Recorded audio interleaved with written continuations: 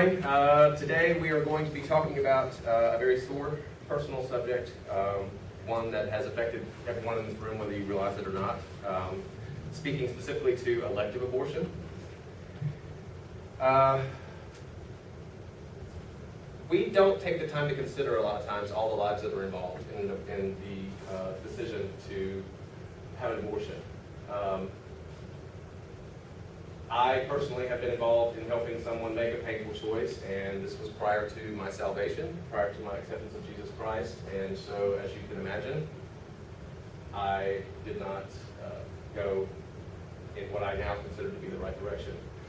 You have pro-choice versus pro-life people.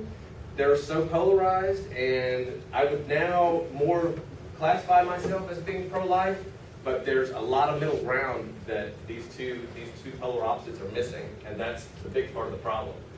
So we have to ask ourselves if we're considering all of the options. There's an Institute for Sexual Studies, no giggling, this is 2000-2001, it's the Alan Guttmacher Institute, and they did a study of 11,000 women. 46.4% of those who had an abortion used no contraception at all. 53.6% used contraception, but 16.9% of those said they didn't know how to use it.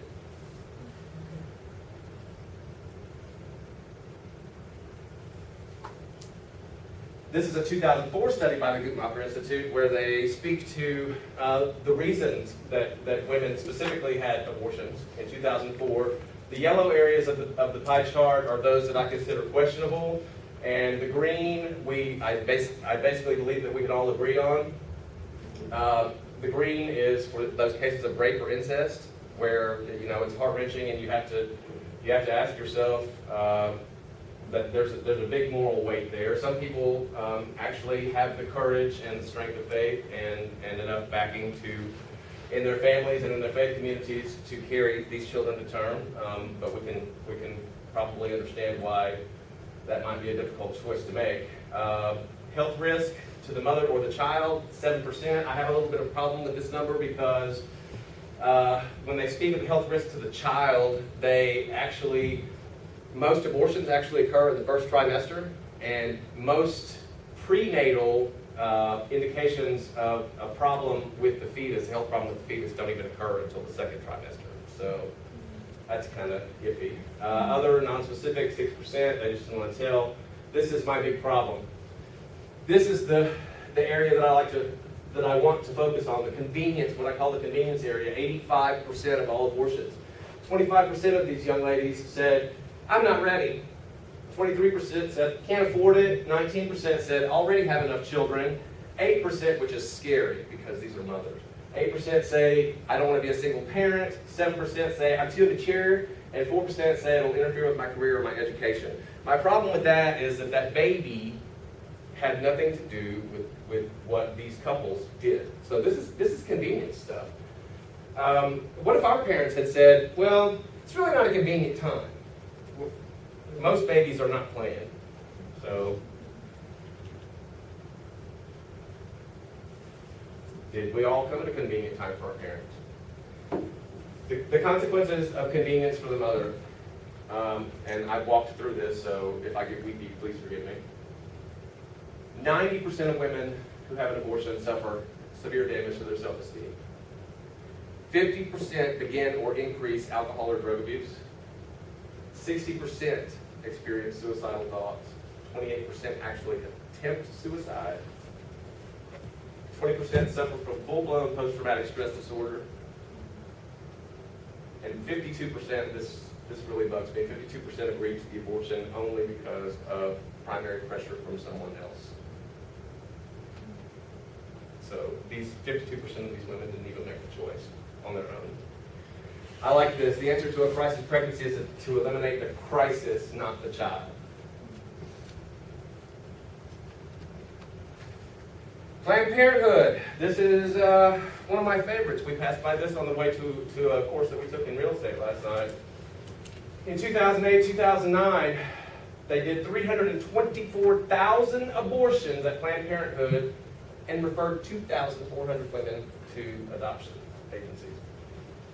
Hard facts: abortion is more dangerous to an expectant mother than actually going through with the pregnancy.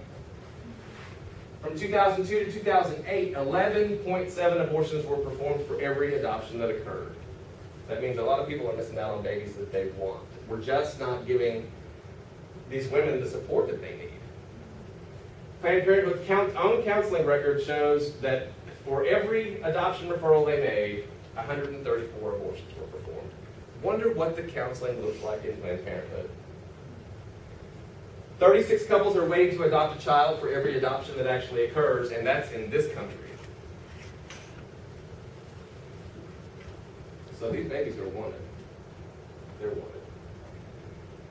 Okay, we've got to do some stuff to change this. First, we'll go with the W thing on the strong teaching of abstinence. We're not going to stick our heads in the sand and pretend like there are no premarital relations. As evangelicals, of course, we stand biblically against that, but things happen, so we're not going to pretend like it doesn't.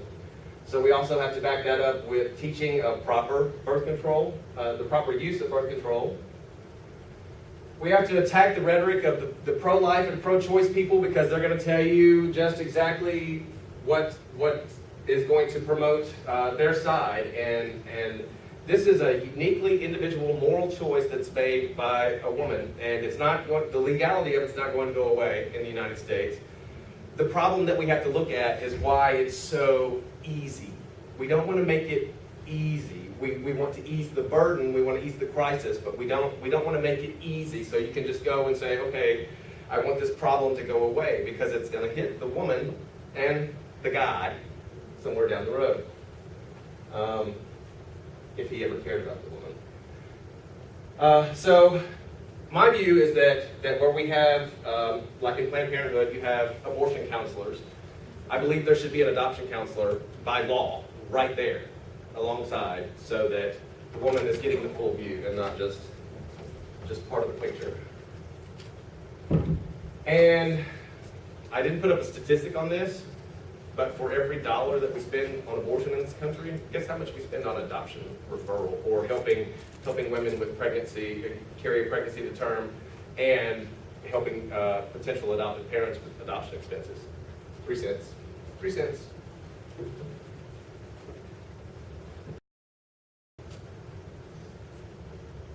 Come on.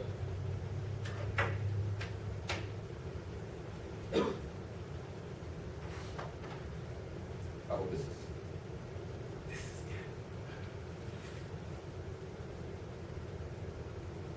I don't know why it didn't play.